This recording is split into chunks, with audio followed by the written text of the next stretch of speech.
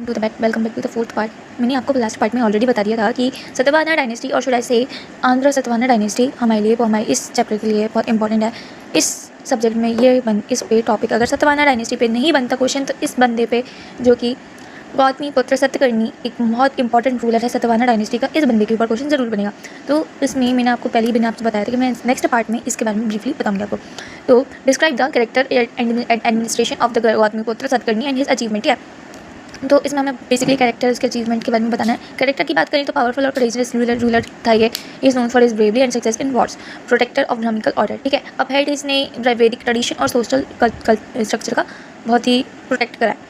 और third point की बात करें तो just administrator, he just administrator, he maintain law order and efficient governance. ठीक है, और फोर्थ पॉइंट की बात करें पेट्रोटिक एंड असर्टिव। ठीक है, he took pride in restoring Satavahana prestige, इस बंदे ने पूरा का पूरा सतवाहना को फिर से रिस्टोर करा।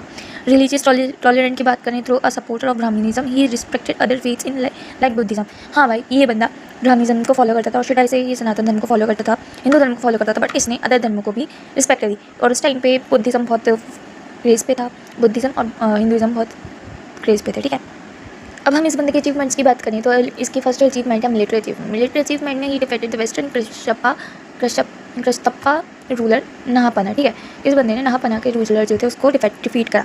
He destroyed the power of Shakas and Yavanas and Pallavas. ठीक है, इसके बाद इसका फोर्थ पॉइंट है expanded his empire over the Deccan, Malwa and parts of Gujarat. भाई इस बंदे का जैसे हमने लास्ट पार्ट में देखा था कि इकलौती ऐसी डायनेस्टी थी जो एमपी, अरुणाचल प्रदेश, तेलंगाना और साउथ तक बहुत भयंकर फैली थी। तो उस चीज़ में सबसे इम्पॉर्टेंट रोल इस बंदे का था, किसका? गौतमीपुत्र का। ठीक है, गौतमीपुत्र सतकर्णी का।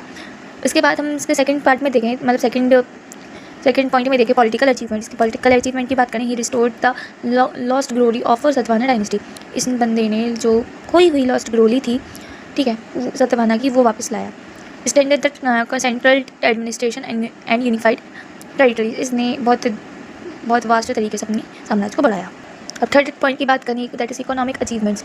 ही encourage the trade commerce in both inland और ओवर ओशियन। ठीक है, ओवरसीज पूरी की पूरी 605 मतलब अर्ली टू 605 तक हम देखें तो भाई सबसे ज़्यादा मतलब लाइक का ट्रेड की बात हुई है तो वो सतवाहना डायनेस्टी और हमारा गुप्त काल में हुआ है। ठीक है, और गुप्त काल से ज़्यादा इसमें हुआ है।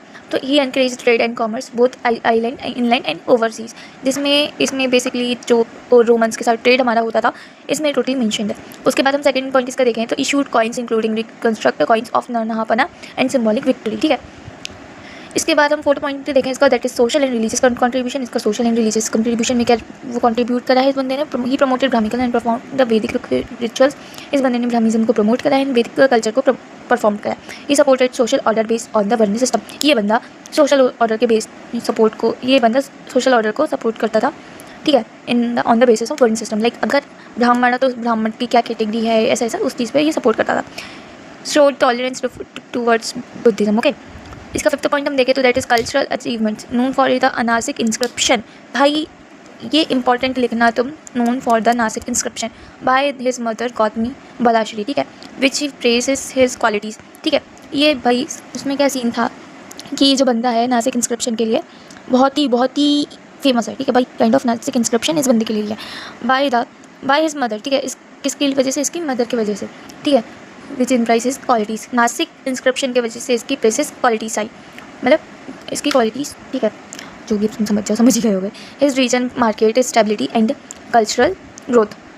सो that's all for this topic. अब हम सेकंड टॉपिक में हम स्टार्ट करने वाले हैं कुषाण डायनेस्टी के बारे में।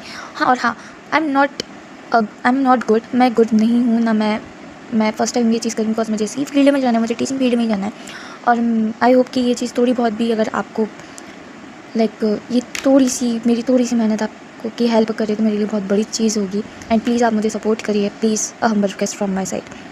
Thank you. I am just an beginner, मैं भी आपकी तरह प्रिपरेशन कर रही हूँ, मेरा भी कल ही पेपर है तो आई होप। Thank you.